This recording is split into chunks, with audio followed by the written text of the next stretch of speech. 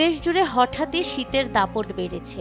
শহর থেকে গ্রাম সবখানে যেন ছড়িয়ে পড়েছে হিমেল হাওয়া। এ সময় শোনা যায় মৌসুমী এক পরিচিত শব্দ, শৈত্যপ্রবাহ।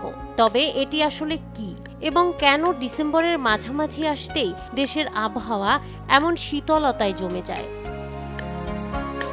বিশেষজ্ঞদের মতে তাপমাত্রা যখন টানা ৩ দিন বা তার বেশি ১০ ডিগ্রি সেলসিয়াসের নিচে থাকে তখনই বলা যায় শৈত্যপ্রবাহ চলছে।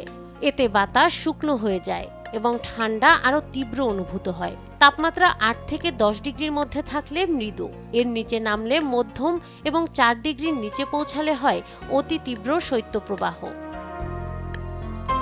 শৈত্যপ্রবাহ সবচেয়ে বেশি অনুভূত হয় দেশের উত্তরাঞ্চলে। পঞ্চগড়, কুড়িগ্রাম, লালমনিরহাট, রংপুর, রাজশাহী এবং যশোর ও কুষ্টিয়া। এখান থেকে ভারতের উত্তরাঞ্চল থেকে নেমে আসা ঠান্ডা বায়ু বাংলাদেশে প্রবেশ করে।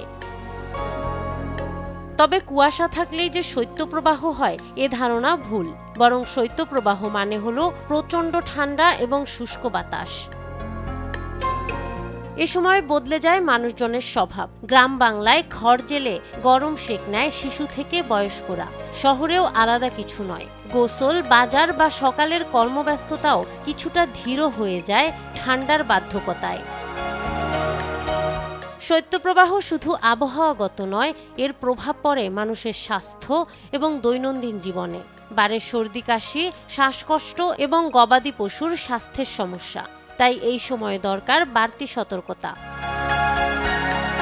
তবু প্রতি বছর এই সময়টারই অপেক্ষায় থাকে প্রকৃতি, কারণ শৈত্যপ্রবাহ আসে ঋতুর স্বাভাবিক ছন্দ নিয়ে, আকাশের দূরদেশ থেকে আসা ঠান্ডা বাতাসের বার্তা হয়ে।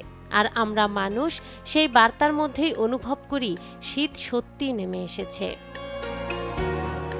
নাহার বৃষ্টি, নিউজ ডেস্ক, দেশ টিভি।